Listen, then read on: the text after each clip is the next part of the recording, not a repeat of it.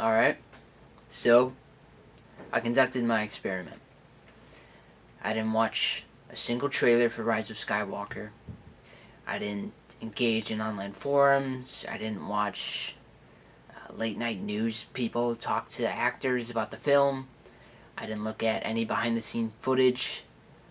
I didn't do any of the usual stuff a Star Wars fan does before seeing a Star Wars movie.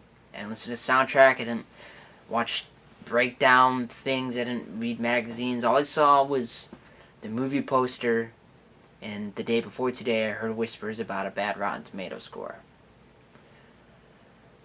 Alright. So I just got back. Literally just got back from the movie theater. And I gotta say,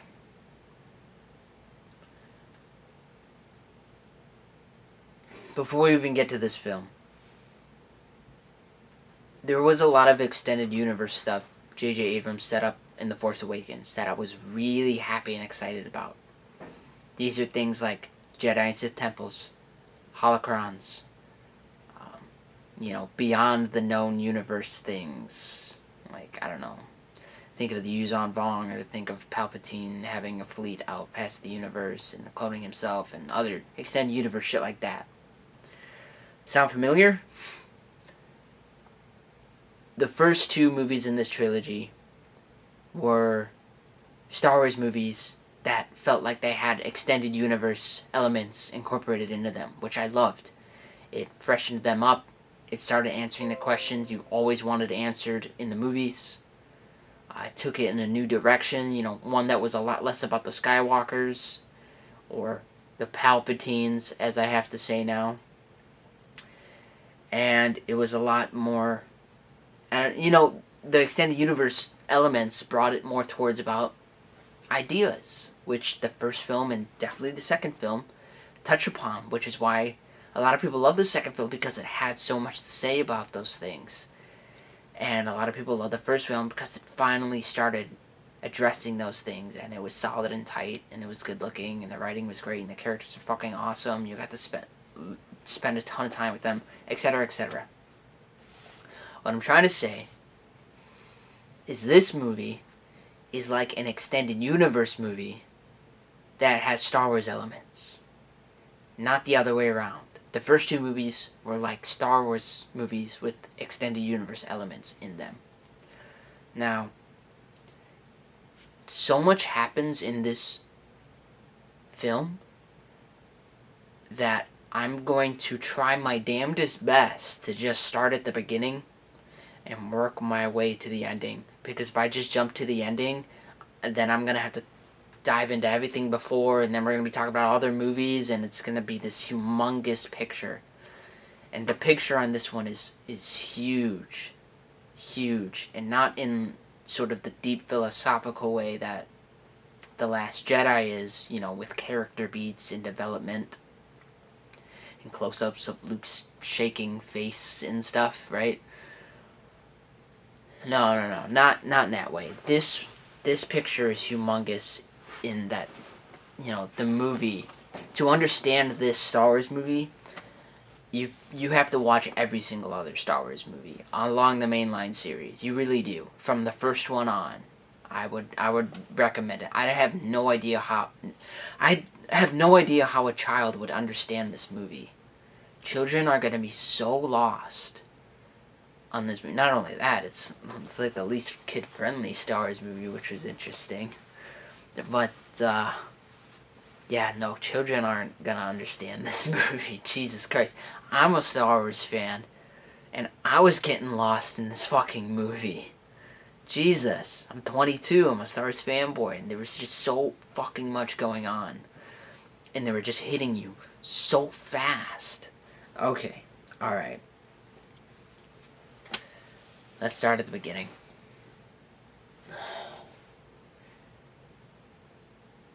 Palpatine's back. They say it in the opening crawl.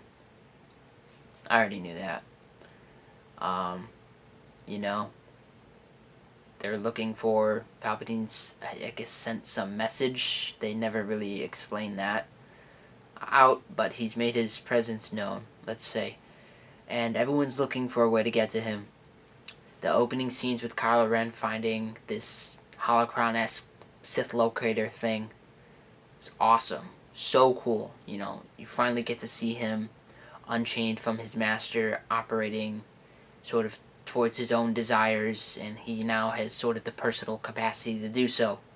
And they show his wrath, and they show his fighting style, long before you're introduced to Rey's fighting style a little bit on later in the movie that they allude to in the crawl that she's been training.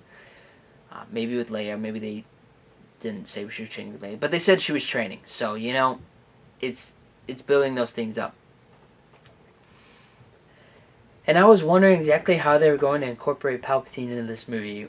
If I had to write this thing, I have no fucking idea. No fucking idea. I definitely wouldn't go with, like, the extended universe he cloned himself route, which they sort of allude to in this movie. Oh boy, oh. So he goes to Exo something. They say it a million times in this movie. I can't even remember. Fuck it. We're just gonna Planet X. He goes to the Sith home planet, Planet X here.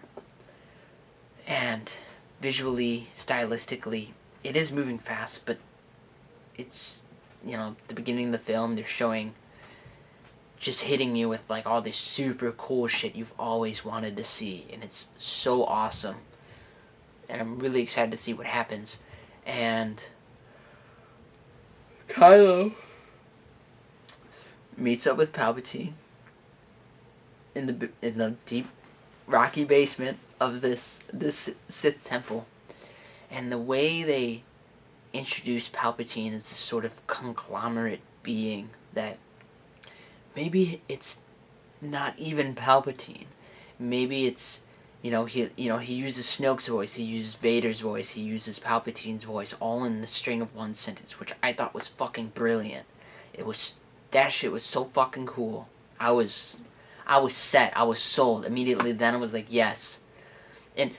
And what really sold me was when they brought back the line, powers that some would deem unnatural, is to sort of explain away, but also this in-universe harken back to the explanation of how this would even be possible.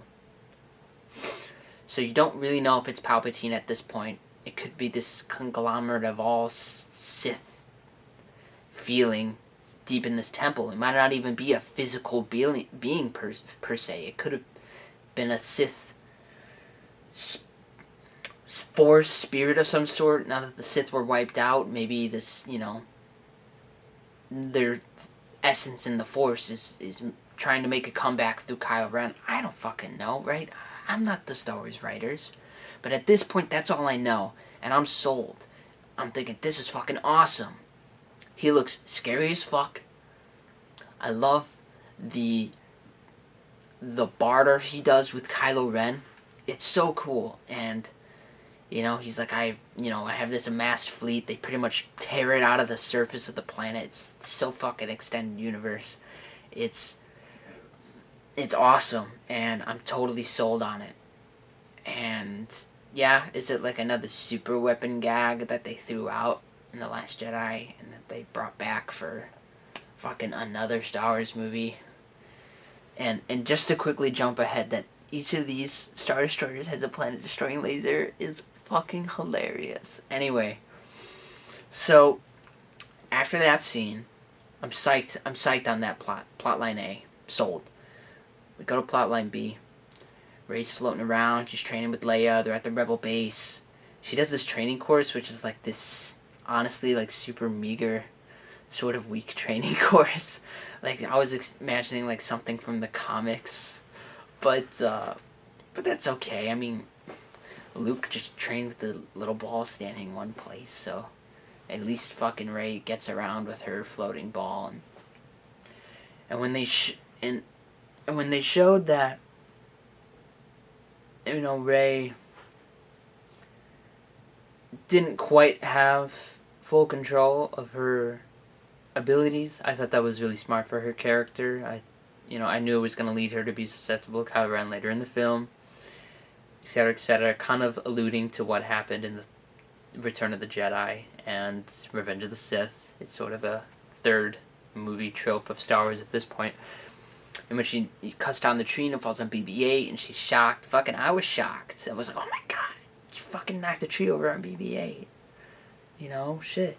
Get your shit under control. Chill out. And I liked like her conflict with Leia. Like she felt like she couldn't tell her master. Like Anakin felt like he couldn't tell his master. The same feelings Luke struggled with near the end of Empire and Return of the Jedi. They always do this like dark main character in the third movie or the last two, so I'm fine with it. Sure, if you want to play that she might be struggling with which side of the Force she's on, that makes sense. It rhymes with the other movies. I'm sold. Now, the beginning of this movie, at the Rebel Base part, was moving really fast.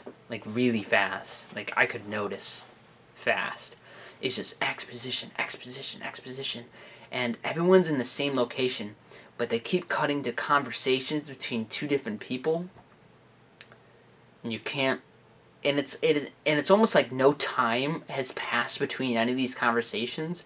I felt like I was watching like a Fallout 4 like character to character dialogue scene, like these characters and these characters and these characters and these characters, and just shooting these extremely exposition-y lines straight to each other, and then they would do it again, but to other characters or some shit. It was going fast. I was like, holy shit, slow down. I got a lot to set up in this movie. And I immediately sort of knew in that moment that, you know, JJ was cramming at this point. I was like, whoever edited this, whoever directed this, blah, blah, blah, they're cramming. They're cramming in the beginning of this movie right now. Because not only did they go really fast through Kylo's introduction, which I thought was okay then, but then to also cram on the hero side was like a lot of cramming in the beginning of this film. So I was praying it fucking slowed down, and it did. I told the person that I went to go see the movie with, I was playing the Cantina song too before we left, and I said, man, I hope they have some slow time in this movie for some goofy shit like this, because that's what's, you know, that's a part of Star Wars too. I knew that a lot was going to happen in this movie, and you can't just always just plow through it, and they didn't in this film, which is, thank God, at least until the third act, but we'll get there. So they go through a multiple series of events, of adventure and whatnot.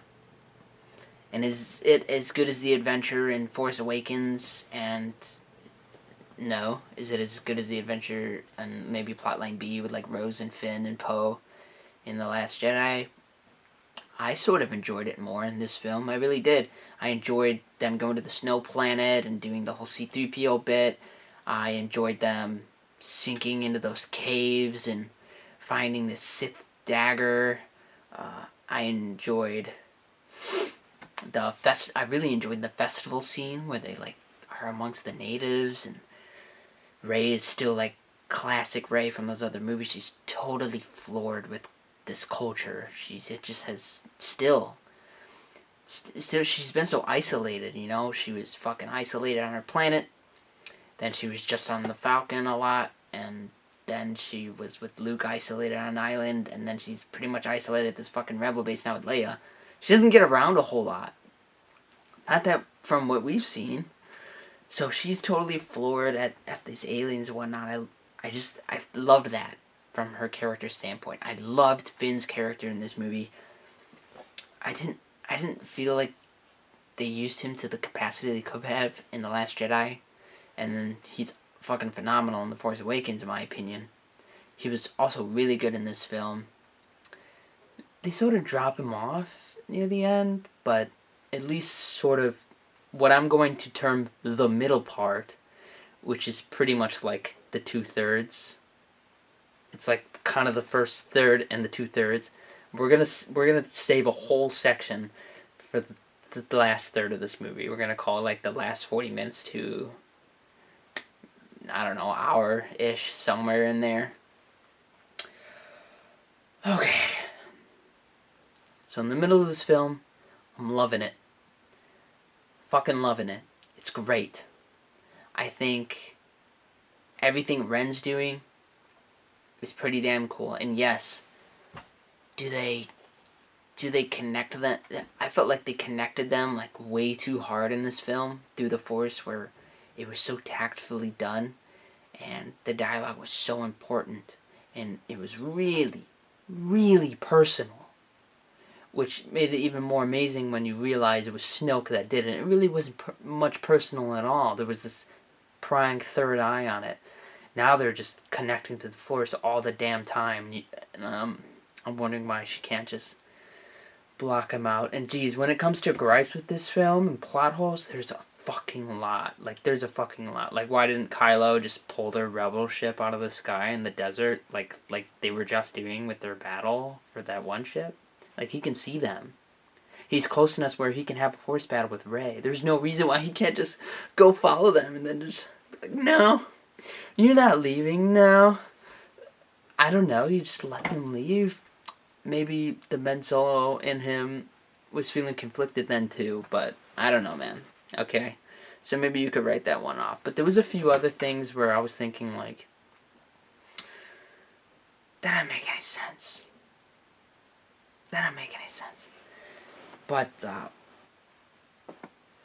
I mean, I literally just got back. I can't remember all that shit. I'm sure fanboys online already have Reddit posts of in fucking meme posts and shit of every single plot hole and flaw this movie has, which I'm telling you is a fucking lot. Like, I'm sure that list is gonna be huge. Like, I thought it was really big for The Last Jedi. This movie's probably gonna take the cake. Just in my gut feeling. I don't know yet, but it's probably gonna take the cake. So, I love the whole beginning of the film. I love everything they're doing with Poe Dameron, C-3PO. I even love that Chewbacca's along for the adventure and shit. It's great. They show new force powers, like force healing. They show how powerful these two have gotten, which is really motherfucking powerful. And I guess where the movie takes a turn would be, the movie takes its turn when they get to Endor? I think they call it Endor. And you see the Death Star there? It didn't look like much like Endor, at least where the Death Star crashed, which it doesn't have to. Every Star Wars planet doesn't have to be a single biome. But, okay, that planet aside, they get to the planet that has the crashed Death Star. And you see the fucking Death Star eye in every single shot. Just so they can be like, Death Star. Death Star, we're in the Death Star. It's the eye. Remember the Death Star. Remember? So Rey's battling all these feelings, and I really like how they're setting up how feels like she can't communicate with Leia, feels like she can't communicate with Finn, her family, the people she's had really opened up to in the first two films, and even Luke, who she always thought fucking Han Solo was her father figure than Luke was, and Finn was her best friend and her rock. I like that they were showing that so much has changed for her character, and she has changed so much that what used to be her connective tissue to her life and identity is now being shaken because she is starting to not recognize herself, which they hammer and hammer and hammer in this film, which is fine. I think it's great. I think it's a really interesting idea, a really interesting place to take her character, and, a struggle for her to get through, that they could have written better at the end of the last third, but we'll get to that. Like I said, we'll get to that. We're getting there. So I think the film takes... Okay, alright. Before Death Star Planet, there's a lot of lightsaber fights in this film. Like a good amount. She's fighting Kylo all the damn time. And it doesn't have the tact that the other films did. It's just like mindless swinging to throw some dialogue in there. Yeah, I think their battle in the forest and the Force Awakens was more interesting. I thought the throne room battle was more interesting. You gotta take these things slow. You gotta let us see. You gotta let us show the you have to show the Force working in their movements, working in their battle, and they really don't show that. They keep the camera really far away sometimes. Sometimes they have it like stuck on one of their backs, which, yeah, it looks cool, but it lacks character. It lacks the connectivity to these characters. It just looks like they're swinging their lightsabers, and yeah, you can argue that they're both fully trained now, pretty much, and they know exactly what they're doing. And every person we've seen fully trained swings their lightsaber like that. But I'm talking about the camera work here. They should have slowed those things down. They really should have. They should have made those events more impactful, because they had so many of those little force-to-force skirmishes and lightsaber fights in this film without like really making, I don't know, just taking it in, just letting you take it in. That, I don't know, I felt disconnected, if that means anything. So, yeah, okay, let's not forget about that. I might have to jump back as I remember things, because there literally just so much in this movie, and I've already skipped like a whole hour of like the adventure stuff, but that's because I mostly liked that, and I don't really want to talk about that forever. Okay. So I felt the movie changes when they get to the Death Star planet. So the Death Star planet. This interaction happens between Poe and Finn. Brilliant. Brilliant moment. I loved it. I love that Finn feels like he has to protect Rey now that he has her back in his life. I think it's fucking so smart. And they allude to it so many times before this point. And I love that they're still hitting on the Poe, you need to learn how to be a leader, because you're getting set up by the generals to lead the resistance one day. And he's trying his damnedest best, but they have just so little resources. And compared to what the people before him had, he's wondering how he can do it. I think it's brilliant. I think that's fucking great writing. I think it's a great direction to take his character. It's awesome. So Rey enters. She decides to go off alone or whatever. It's fine. And I'm not even gonna touch on like the woman they meet. All that shit's fine. Whatever. It's really whatever. And okay, so she enters this side room, and it's sort of this very Sithy room, right? It's got the Dark Force aura in it, and she grabs the fucking locator. She fights a dark version of herself, which also goes pretty fast.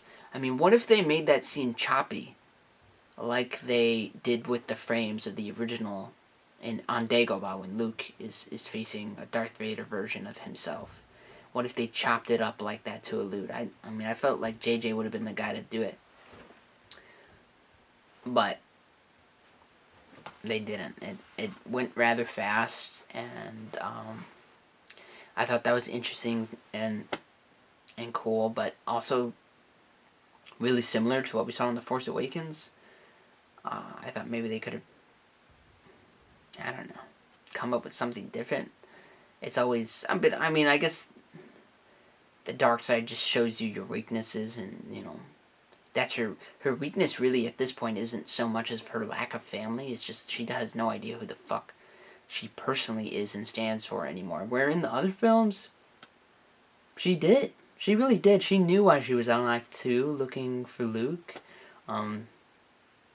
She even knew that she found a new family partway through The Force Awakens and wanted to stand behind them. Because she saw how much Finn stood for her. And he was a lot like her, a person without a family, a person without a background, etc., etc. We all understand what happened in the other movies, right? We can follow the themes and the character beats. Okay. So, she fights Ren in this sort of jumpy, swingy lightsaber, sort of, again, taken back, I would say, style of dueling, because they want to show the awesome spectacle that is the background, and I gotta say, there's more special effects in the third movie than there are in the other two. Way more, especially in the third act. The third act is almost entirely CGI. Like, what happened to all the like practical effects and real sets in The Force Awakens, JJ? Fucking even Rian Johnson used less CGI than this. Come on, dude. So, and again, this is where the movie turns, because before this, it was a lot of live action, like a lot. You got to see the rebel base, you got to see Rey running in the forest and training, and you got to see Kylo slaying all these people, and there's people in costumes and aliens, and now we're on this giant CGI Death Star. I gotta say, the hallway was really cool. I love that they had like I can't make the shape, the triangle doors that used to shut off Darth Vader as he's coming to kill the heroes and shit. Really cool, really cool. Anyway, so she's fighting Kylo, and I guess fucking Finn and the chick took another skipper, where it's like we didn't even see the skipper there, or whatever they call it, a skim, whatever they call it, when Rey took it, and I'm just like, okay, well, movie magic, I'll just have to go along with it. Apparently she found one. Apparently they found one too. And, well, I can explain away that she can get there with the Force. Fucking these two schmucks fucking made it. Like, okay. And they happen to find the way up in the entire crashed Death Star to the same room. Oh, anyway. That's for the Reddit people. To write lists about their stipulations. Anyway, aside how stupid that it is that they're there, and you show how much Finn wants to protect Rey, but she's out of his hands at this point. She's on her own, and this is where we start to see her separation from her old family and to forge whatever it is she's going to forge next, which is what she's afraid to do. And that she saw in the room. It makes sense, right? And there's a lot of like stupid things in between. But I mean, that's kind of how The Last Jedi was. The Last Jedi made sense, but yeah, there was a lot of kind of stupid stuff in there. But this was like, oh, if they had kept the movie up until this point, going this way to the end of the movie, it would have been arguable to be better than The Last Jedi. I think so. Or I would have thought it would have been arguable to be just not as good as The Last Jedi, or about the same, or not as good. But we'll get to the third act. Spoiler alert. This movie's not as good as The Last Jedi. Okay. So, with that out of the way, because I don't want to forget to say it, we fucking Leia, I guess, succumbs to old age. She uses her last amount of will to connect with Ben. And while I was watching the movie, I thought it was impactful on Ben because it was the first time she connected with him, but it's not. She connected with him for a brief moment as he flew by her in The Last Jedi. So she connects with him, and he's taken aback that she is connecting with him as she dies. Probably to like stay with him through the Force. I don't know, Jedi shit. Anyway, he's taken aback. And Rey's still absolutely furious. He's beaten her down, which that was good. They slowed it down. They showed the impact of their actions. The impact of the swing of their swords, right? That they did in the other two movies, which is why those fights were fucking amazing. And some of the best Star Wars lightsaber shit out there. Anyway, so they sort of... And they've already a really fine line with this movie between the prequels and what they have set up in the new trilogy. And it shows in a lot of places. One of those places is with their skill level. They're now on the level of trained Jedi. By trained Jedi, they had masters. That stuff, like, just Luke didn't have a... Well, I mean, Luke had a trained master. But Yoda wasn't really training him in lightsaber arts. Well, not right. His training was a little bit different. He was a lot... I don't know. it was different in those films. These two, I mean, Kylo's have multiple trainers. He's been trained by Luke Skywalker since he was a child. It makes sense that he's a lot more dancey, like the prequels in his movements. Even though he's not, he's aggressive. But you get what I'm saying, right? And even her too, to an extent at this point. So she stabs him. And then, as she has before, she realizes in her fury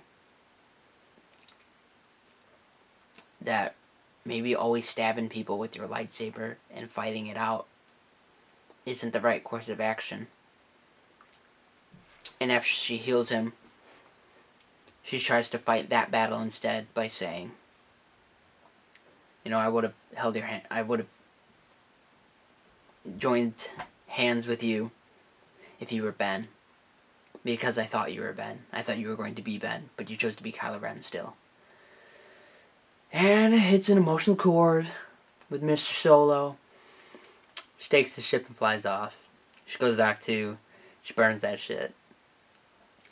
There's this wonderful scene where Kylo's standing there, and I didn't see this coming, and Harrison Ford, Han Solo, says, "Hey kid," or whatever the fuck, and turns around, and you just see him there, and he's not blue. He wasn't one with the Force. He's not a Force ghost. I knew immediately that this was a conversation, an eternal battle that Kylo was having with himself. And he retreads the conversation he had with Solo before he killed him. And they spell it out for you, like, I'm just a memory of you, he says. They didn't have to, but for the kids in the back, okay, sure. Well, it was kind of a stupid line to say in this really important moment. Which I thought it was even shot weird. Like, I just thought the Yoda and Luke scene was shot a lot better than this one. I thought it looked a lot better. I thought it played a lot better. I thought what was said was way more fucking impactful. Anyway.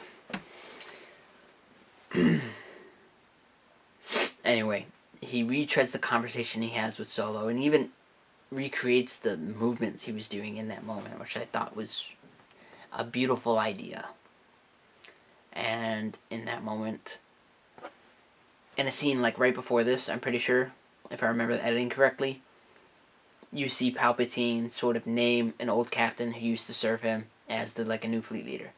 So, sort of without Kylo Ren's knowledge, but you could just write it off. Without his knowledge, his fleet Palpatine has superseded him within his own organization. He used to be the supreme leader, but they don't even need him. If the head captain guy just decides to take orders from Palpatine and go along with his fleet under threat of destruction, well then they just don't even need Kylo to lead them. Like, who's Kylo to call the shots? If they join a force above Kylo, and Kylo's in the middle here, right? And they're just like, well, fuck you, Kylo. We're just gonna serve the dude above you. Kylo versus his entire forces is no one. So whether or not, even if he decided to be Kylo Ren, his troops already weren't following him. They're pretty much following orders of Palpatine at this point. If Ren was, right? So when that captain bent the knee, they superseded Kylo. They booted him out of their organization. So I guess this was the perfect timing for him to become Ben Solo. Lucky him. You could say that's a little silly or whatnot, but okay, just something I noticed. Like, wow, that was good timing. Like, if ever you were gonna become Ben Solo, I guess it would be the moment your fucking top general guy who used to serve Palpatine goes, yeah, I'm gonna serve the guy who used to serve. And you do what you want, kid, When you come around here and choke us on the ceiling, we'll sort of listen to you, but with Palpatine's fleet, who the fuck are you, right? So, which they allude to in the crawl and whatever, his powers threatened. Always a big fish. Anyway, so he throws his lightsaber into the ocean, this lightsaber that visibly shows his aggression and imbalance and cracked nature. And we cut to Luke, who catches his lightsaber and walks out of the fire. It didn't look as good as Force Yoda in The Last Jedi. And not only that, I don't think Force Luke looked as good as the Force Ghosts in the original movies. How is that even possible? I don't know. But that's how I felt about it. I felt a little de-immersed because of that. So, Luke stands up on high, and I thought it was a really good idea that he pulls out his X-Wing out of the water, just as Yoda had done in Revenge of the Sith, when Luke said, "What you want is the impossible." I thought that was brilliant. And he even made sort of like the same smushy face and held his hand the same way and opened his eyes, just the same way as Yoda did in that original scene, which is really cool. But again, I felt like there was like a pressure to rush through the scene or something. I don't know. I just think there's a lot in this film. Okay, alright. So when I think about Jurassic Park and Jurassic World, there are a lot of rhyming scenes they do in Jurassic World that are like not shot for shot the same scenes as Jurassic Park, but they're the same scenes, right? Like you could write the same stuff, but it's like different characters, but it's like the same thing happening. You know what I mean, right? So, but Jurassic World doesn't do it as well as the original films that came years and years before them. And you'll have like 8 of those scenes in a Jurassic World movie. You'll have maybe 8 scenes where it's one of the scenes from the old movies, where they're just like, "Oh, remember this? Look, it's happening again. Oh, the same adventure. You're reliving it, yes." But it's not as good as the original scene. Like, it's not shot as well. It's not fucking written as well. You probably don't love the characters as much as you love the old characters. It's the same scene but worse as the old films, and it's cool that it's in there and stuff. But I usually have this taste in my mouth like, wow, look at that. They're doing a rhyme scene. I mean, it's not as good as the original, but like, it's the same scene but worse, but you know, there it is. This was a rhyme scene for Empire Strikes Back. But it's just not as good as that scene, you know? And it's faster. And Luke doesn't like look as good as a Force Ghost as Obi-Wan did in that same set. So I'm de-immersed all of a sudden. It was really cool to see, right? Don't get me wrong. But I was de-immersed from it. And there's a lot of stuff like that in this film. Like, wow, there's that scene. But it's not as good as that scene. But like I see what they're doing. So that happens. And then at this point,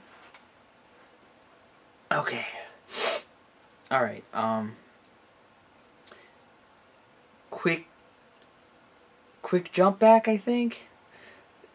At this point in the movie, I'm gonna put a post. We're gonna put a post right here, okay?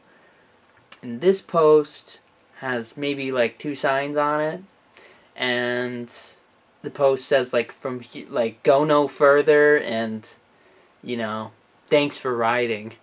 And we're all gonna go to the go no further part in just a second, but a quick return to thanks for riding. There's this part where they're all running through the base as escaped people, and Hux is the spy. And for a second, I thought they were going to write that Hux was a spy all along, and I'm really glad they fucking didn't. They just wrote in, I don't care if you win, I just want Kylo to lose. That's his whole character. It's fucking hilarious. He's always the butt end of shit. It's perfect. I thought it was really funny. I don't care that it happened. I have this gut feeling that Reddit dudes and whatever are gonna, and other YouTube review people in the basement like me, are gonna have a big hubbub about it. I don't have any hubbub about it. I thought it was fucking funny. Whatever. It's just Hux. He has the least important role in this entire film. There's characters whose faces we've never seen and can barely remember their masks, and the droids who are just like rolling around, and the fucking dude from Lost, the guitar dude from Lost, and Pippin or whoever the fuck from Lord of the Rings. I'm a Lord of the Rings fan. I don't know. He looks like those dudes. I can't remember his name. But he's in this fucking movie. That dude has a bigger role, like, sort of more screen time. And more important lines. Almost. Okay, not more important lines, but shit. Like, he's in the movie more than Hux even, so it's Hux, just fucking kill him off. And also in the thanks for writing part section, I really liked the alien worms design. I thought the way they killed Chewie was cool. Her shooting lightning like that, overexerting her power, wanting to win, more than letting the Force play its due course. You know, due to her action and lack of control and discipline. I thought that was fucking smart. I thought it was cool. But I also thought it was cool when they tricked me, and that was some other transport. Like, yeah, it makes sense. Like, the Knights of Ren might have flown in on a different one and stuff. Shit. But apparently none of the Knights of Ren were on the one she blew up. Okay. Alright, they were on with Chewie. Chewie doesn't die. It's fine. Whatever. But I wanted to bring up the part in the hallway. And I'm sure this part's gonna get shit, because it looked like shit. It's them running through a hallway, blasting stormtroopers, one nilly fucking willy, one shot. Every stormtrooper dies. I saw one stormtrooper get shot through the throat, which I thought was cool as hell, and he scorpion fell on the ground. Cool. But stupid. Because they're just blasting everyone, and you're like... And I saw it coming from a mile away. I'm like, oh, one of them's gonna get shot and be fine like any second now. They have to write it in. The amount of fucking stormtroopers they're taking out, just running through hallways and in a fucking First Order Star Destroyer is ridiculous. There's no way they're gonna get out of this. So, Poe gets shot in the arm. We just saw 30 dudes die in one blaster shot. Poe's fine. He's a hero. He's got plot armor. He's got to lead the rebellion in the third act, so he's fine. Whatever. It's Star Wars. You shouldn't take it that seriously. But that was sort of, again, de-immersing. I think a word that I'm gonna slap all over this fucking movie. De-immersed. That was de-immersed. And goddamn, the third act. If I had to watch, I would have been checking it. Like, oh my god, please be over. Okay, so I think that's everything off the top of my head in, like, the signpost equation. Thanks for writing. Now, we're going to venture into the direction of the signpost that shows, all ye who enter, turn back.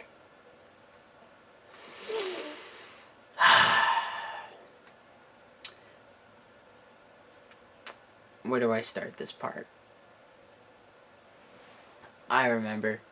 I start this part at the stump of the signpost, in the beginning of the formulation of that idea, which was Luke bringing his X-Wing out of the water. So, she pulls out the fucking thing, it's burnt, but she gets it to work. And she takes Luke's X-Wing to Sith Planet X or whatever, right? And she leads a paper trail through a radar system back to the rebels. How to get there. Which, I can't tell if, like, that big red cloud is a wormhole. Because I'm pretty sure at the beginning of the film, Kylo just, like, at least from the shots, he just, like, flies straight through it. And he's, like, maybe jumps after, maybe... I really can't remember. I'd have to watch it again. But it wasn't entirely clear what was happening in that wormhole. At least to me. So, I'm not sure if, like, you can't touch any of that shit. It looked like they weren't touching it. But in the end of the film, there's, like, these humongous, like, craft carriers and stuff. And they got through. chalk one up for the Reddit kids to write on their list. Anyway, so she goes alone. She's like, oh jeez, oh jeez, oh god, okay. We gotta talk about why she's going. We're gonna have to go to the thanks for writing part a little bit. The absolute worst part about the first 2/3, the thanks for writing, what I will term the thanks for writing section of the movie, was, yes, it was like the Force connection. I talked about all the floaty fights and shit they had. They had Kylo set up that Rey is fucking Palpatine's daughter. And this is where the shoe drops. The shoe dropped on me motherfucking hard. So motherfucking hard. I loved that she was just a nobody set up in the previous films. Why? I'll tell you why. Because is Star Wars just about kings and queens? Is Star Wars about the rebels, about whomever standing up to this fascistic power, the dark side, their selfishness within themselves, the silencing of other people, the overextensions of authoritarian power? Or is it about power in the people? No, let's make the best, coolest fucking characters a bloodline fucking characters, like these fucking bourgeoisie. It's all about their bloodline, and they're they're basically kings and fucking queens. It's like fucking hell. It's like an old Shakespearean play or some shit, and sorry to any Shakespeare fans if that's totally not true. Well, what I'm saying is this like Victorian era like obsession that like if it's a story that's known, it's about someone who had a name, which I think is totally shit. And I thought The Last Jedi dispersed with beautiful execution. I thought what they did with her character, with Kylo Ren in that movie, was brilliant. She's a no one. She's just someone who the Force has chosen to take up this mantle and to go and to do what it is she has done thus far. And when her time is up, her time will be up, right? I'm more worried about my hair and talk about this movie because it's fucking frustrating. Anyway, why? Here's why. Because in the prequels, they established that anyone can have the Force. The Jedi Order just pick up fucking children. They sense the Force in them. They comb their colonies and pick up Force-sensitive children before they're too old. And they ask them if they want to be trained. Their parents asked them. I don't fucking know how they did. I'm sure they didn't abduct them, right? They're not the First Order. They're not the Empire. They're not clone people in episode 2. I can't.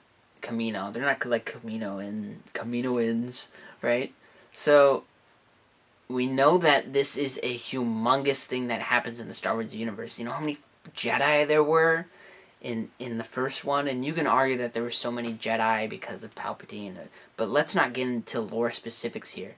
What I'm talking about is the technical aspect of it. We know on a technical element level that, yes, anyone can have the Force in the Star Wars universe. Just like Anakin, some fucking slave child, had it. Even if you want to write that off as he's the chosen one, born through the Force, blah blah blah. Well, all the Star Children, Ahsoka, fucking everyone. Did I call them Star Children? All the Star Wars children, the younglings, are all just nobodies. They're no ones. They play no part in this story, as Kylo says in The Last Jedi. So for them to fucking and then in The Last Jedi, they show the kid picking up the broomstick to really hit it. The last final fucking scene in The Last Jedi to just tell you, hey kids, the Force belongs to everyone and you can have it too. And you don't have to be someone to be someone. You can just be yourself. The Force belongs to everyone. I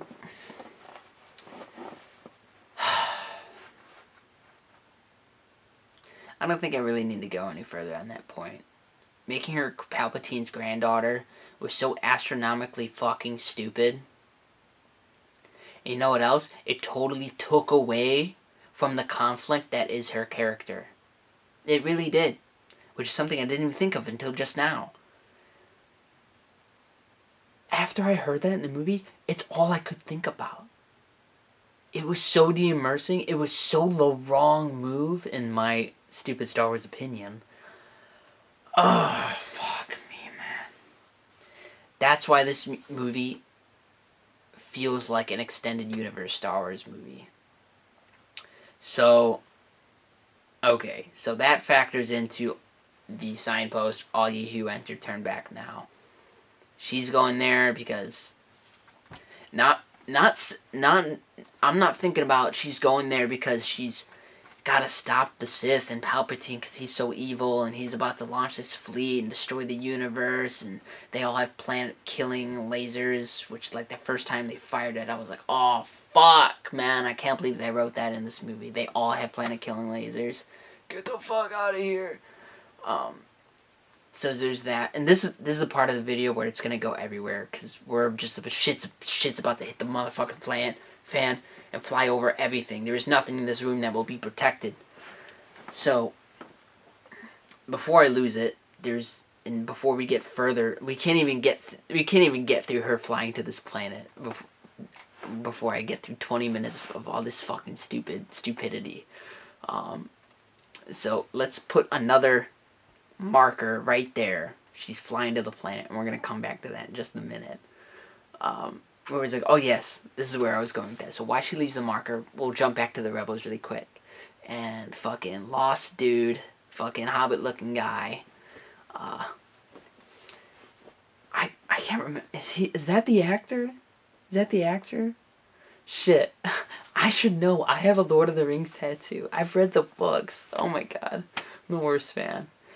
Anyway, he goes, man, we should pull a Holda, which I thought was a really smart idea for JJ to put in there. It was almost obligatory at this point, because that's what one of the main contentions with the last film is. Why don't they always do that? And post, that's 1 in a million. That's 1 in a million. We have enough fighters to take out all their cannons. They have a fleet that I guess either rivals or totally trumps the First Order's fleet. And post, that's 1 in a million. We don't have to worry about that shit. They just write it off. Blank check. Who gives a shit? Okay. I was de-immersed by that. But this sort of had to be in there, right? How could they not have it in there? And maybe there could have been more tactful ways, but it is what it is. It was in there. That's not even close to the worst thing about this movie. That's just like a nitpicky, sort of funny thing. Okay, so I liked the little droid. I liked the side character on the snow planet. Didn't really care all that much about the horse lady. Anyway, so let's get back to our marker before I come up with more things before this point to talk about. So she's flying to the planet, and I'm taken away for all the reasons she should be flying there to face Palpatine, because now I'm really focused on her flying there to face Palpatine because she's his granddaughter, and they set up this plot line of her inner struggle, not with her inner struggle with herself in the Force, and where she wants to stand with how she wishes to conduct her person, who she wishes to be. She's in contention with the Force because she's Palpatine's granddaughter. And yes, you can say, that's not why she's in contention with the Force, but a lot of motherfucking people are going to feel that way. A lot of motherfucking people are going to look at this situation here at this point in the movie and not know why, that they don't like what's happening here. And for a lot of people, the reason is going to first come as, I'm now totally removed. They've betrayed her character with this decision. And it's not so much about her, everything, all the fighting she had done with her inner self up until this point in the movie is now weaved in with not her struggle with herself and the Force and her identity, but Whedon because she's Palpatine's granddaughter and it runs in her blood. Fuck. That's so fucking stupid. So fucking dumb. Who wrote that? Who wrote that? Like, I want to see the guy. Just let me see the guy. I want to look in that guy's eyes. You motherfucking wrote that? Fuck, man. So the setup for this movie, with the setup of her going there and shit, is shot because it's shot, in my opinion. You can say that, you know, you feel like her arc is more about, you know, her fight within herself. But you could also make an argument that her fight is now because she's Palpatine's granddaughter. Okay. Okay. That's fucking stupid. So, I'm gonna skip kind of over like the whole, she got Leia's lightsaber and stuff from Luke. Yeah, that looked awesome. It was really cool. It was really cool to see young Luke fight Leia for a few seconds in CGI and the green lightsaber and fucking their CGI faces. And I mean, Luke, it was like really cool to see that they did his face and it looked fine enough in the theater. In the theater I was in. Whatever. So, she gets to the planet. The rebels have come up with this idea. They're going to call people, and they didn't come the first time. But, I mean, it's so weird because if no one even showed up to fight their literal own oppressors, the First Order. Oh my god.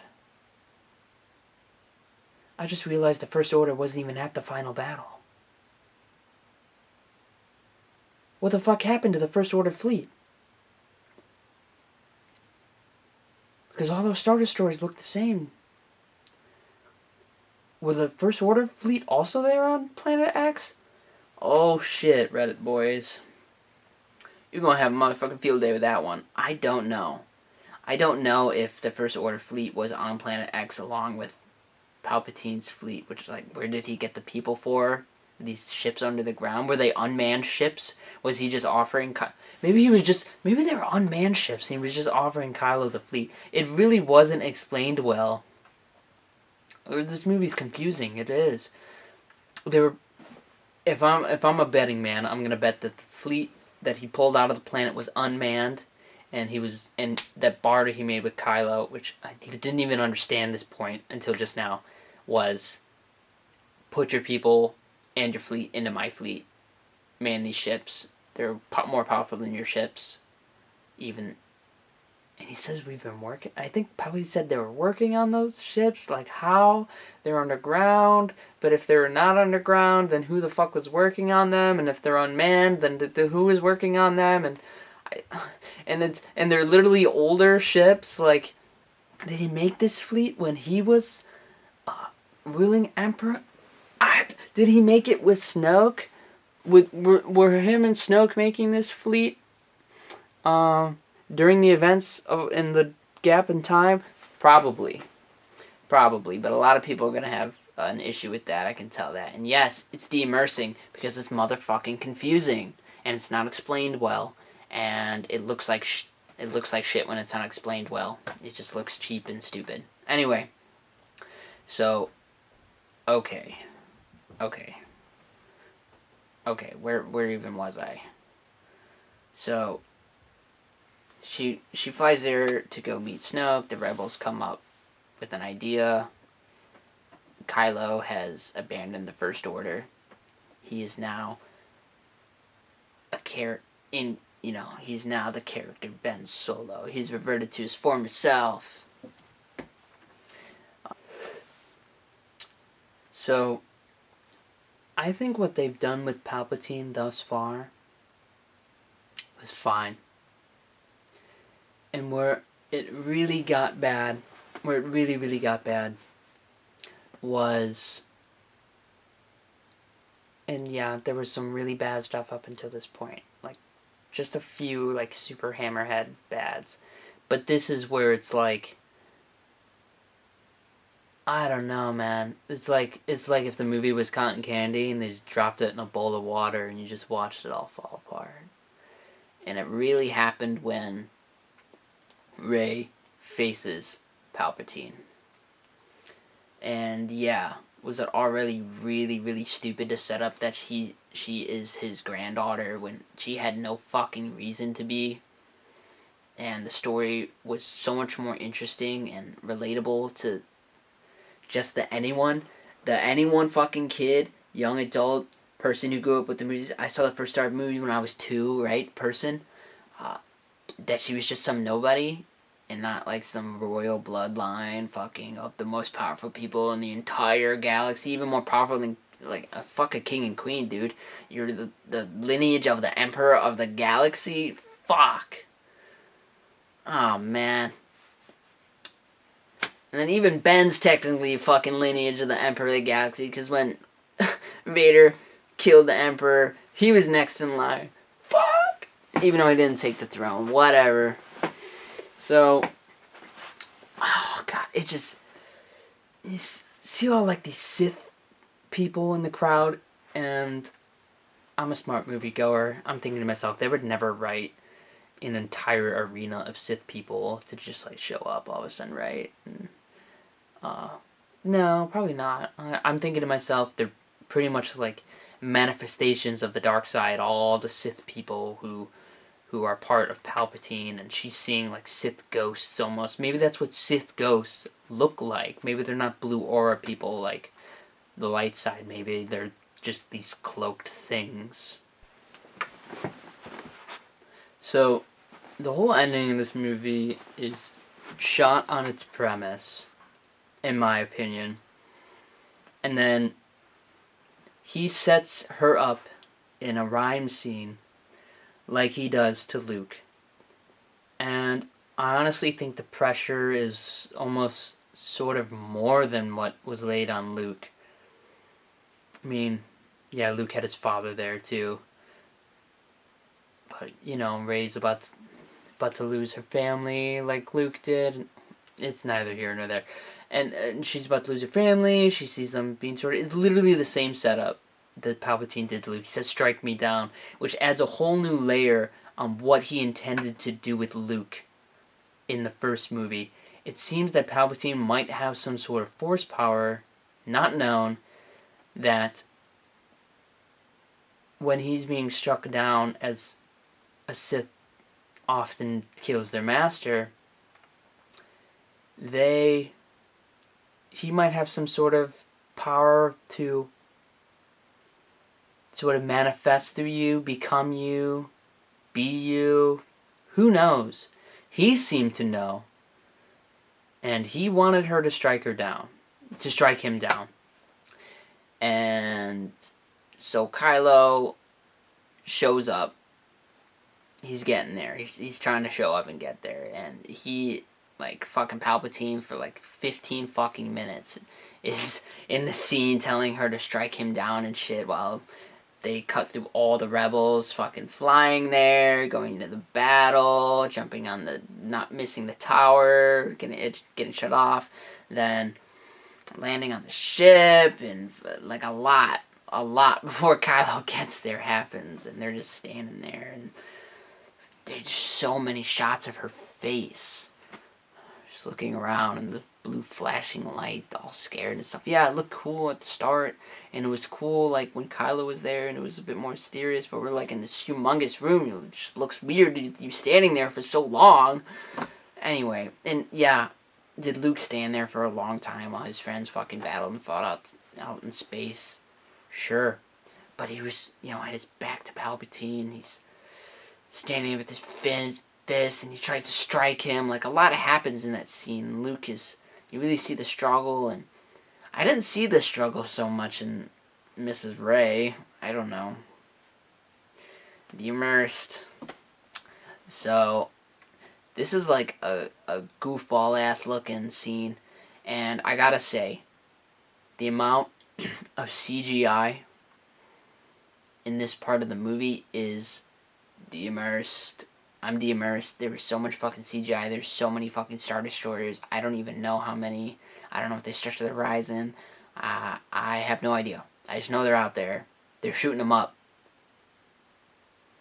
And there's like red troopers on them. And I'm pretty sure they're like First Order people who are now like ascended to like Sith New Final Order.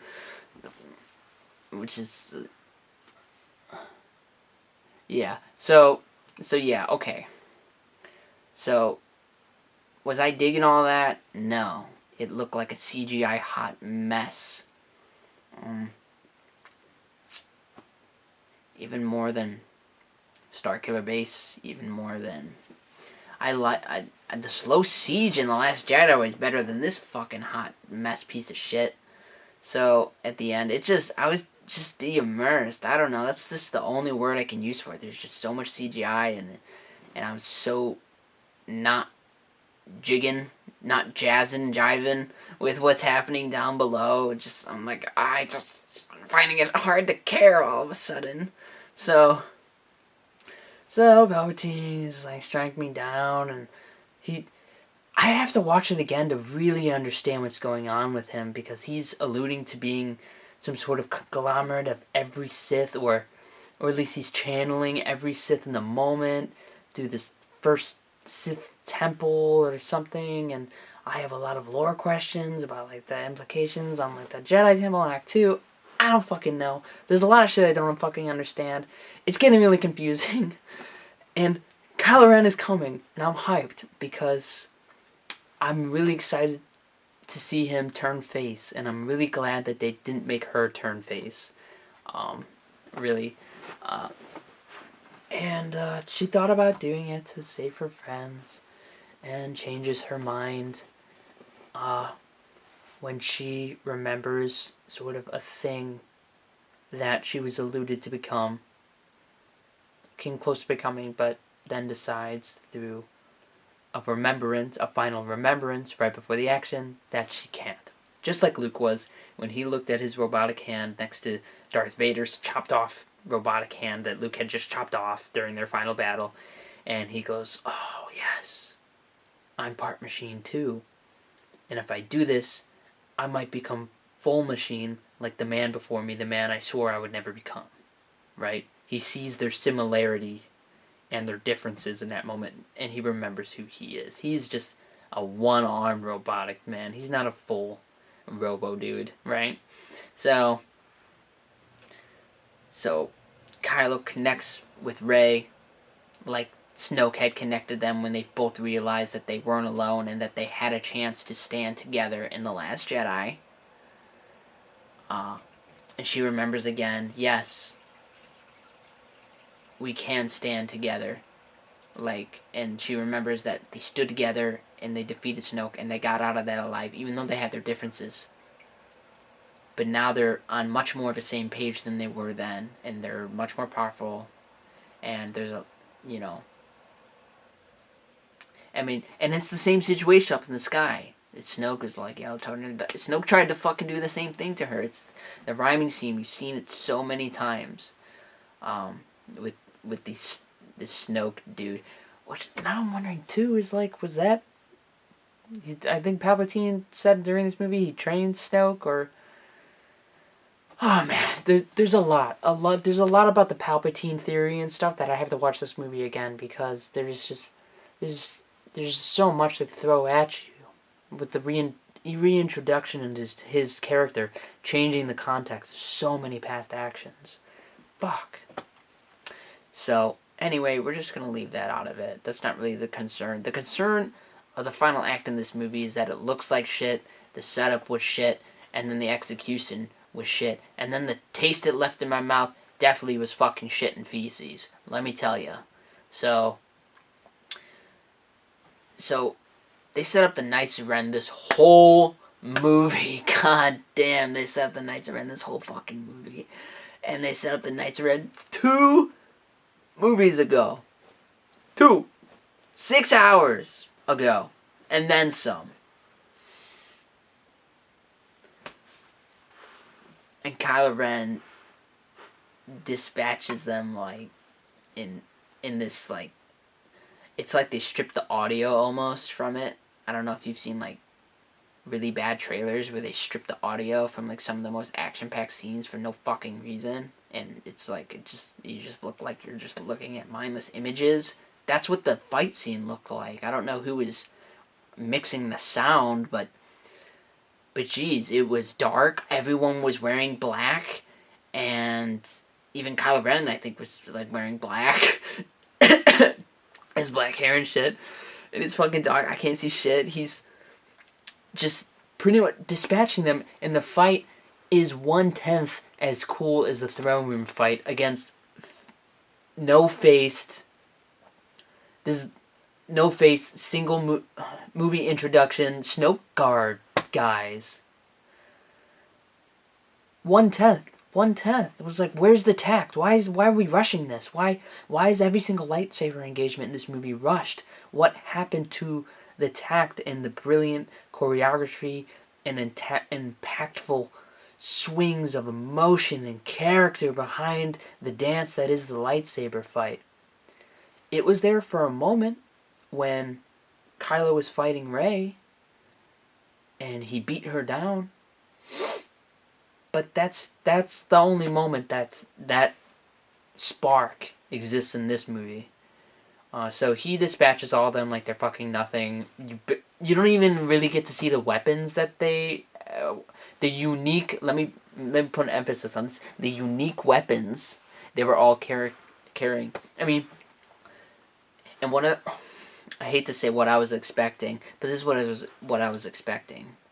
I was expecting Knights of Ren to be like Organization 13 from Kingdom Hearts. I was expecting them to be like the Akatsuki from Naruto. I thought they were going to be like the fucking Ocean's 11 of Sith acolytes. I thought they would each be their own warrior, but part of a collective, but they would each have their own like really interesting, diverse, unique combat style with their weapon of choice that forces their opponent to change their style, because their advantage as a collective with all those different styles versus one person is that one person can't adapt to all of their styles, so they overcome that person, which is how like all of those groups and that I listed work in their universes, right?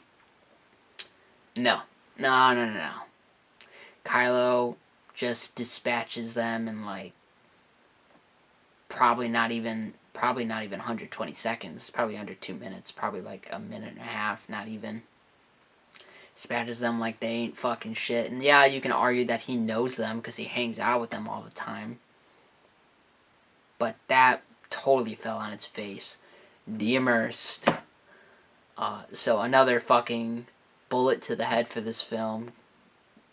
I don't even know how JJ let that happen. They were like his brainchild. He fucking gave them the green light in The Force Awakens. Why the fuck would you have them lingering around this whole movie just to do that to them? It's stupid. Anyway, so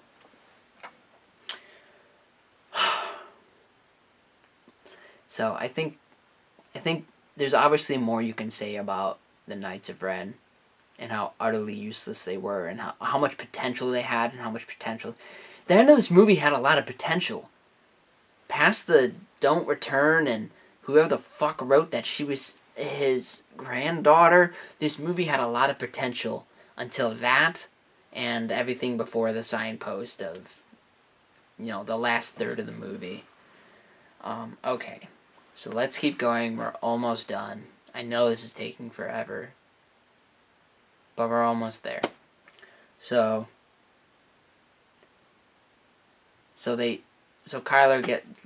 Kylo. Okay, this is something else I gotta touch upon here before we get to it. The last scene for all these characters, Kylo Skywalker, Ben Skywalker, Rey Palpatine, and Chief Palpatine, is in this Sith room, this big giant Sith room that's completely open, and they look like silly CGI, real life people in this big silly CGI arena, right? And They were plucking people out of this scene and putting them in so goddamn much that I was getting fucking confused. It felt like the most terrible shoddy writing I've ever fucking seen, and I cannot believe that they just let it go to theaters like this. Like, before we even get into the details, it's like Palpatine and Rey, and then it's like Rey, and then like people are fainting, and then fucking Kylo shows up, and then they're both fainted, and then Kylo gets up, and then Kylo's taken out of the scene, and then Rey gets up, and then Rey defeats him, and then Rey passes out, and then Kylo comes back, and then they both wake up, and then Kylo passes out. It turns to the Force, and it was just like people being plucked out of the scene and back into the scene, and while their bodies are still in the scene, like they're basically getting plucked out because everyone's motherfucking passing out. Like, there must be a lack of oxygen on this planet or some shit because no one can stay awake. Jesus, it was just so stupid. You couldn't write that better? You couldn't have written all that better? It's like why were they trying to have all these solo scenes? These solo resolving scenes between these characters? If Kylo is fucking there with Rey and Palpatine's there, they're pretty much all gonna have to solve it together, right? They're all there, and they're like, well, like, does no one have an idea on how to resolve what was happening here? They just kept taking characters out, either by making them pass out, or literally taking their bodies out of the scene. It was so silly. It was some of the silliest shit. It was, dare I say, prequels level silly. Yeah. The third act of this film approaches sequels level silliness. And I was de-immersed for like a whole fucking half an hour on just that plot line. Fuck, it's so stupid. I don't even think they wrapped up Rose's character at the end of the movie. Fuck. Okay, so Finn and the chick are like, we're gonna stay behind, we're gonna blow up the thing. And I loved when he turned the corner and they saw the whole sky filled up. That was really cool. And you can, yeah, that was really cool. You know, the universe, I guess, finally stood up. Why they stood up this time, and not so much this last time, you could argue that they were shocked about the Hazian system. Everyone's disarray. It's like if, I don't know.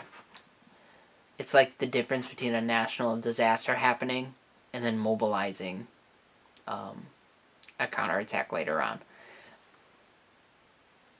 I'm going to bring up 9/11 here, very oddly. It's like being shocked from, you know, a domestic terrorist attack like that, and then launching a counteraction. I'm sure the galaxy was totally shocked by the Hazian system, multiple planets being blown up, that no one dared fucking stand up to the First Order so soon after that, which that movie literally flows into the second movie, you know? So, there's no break in time.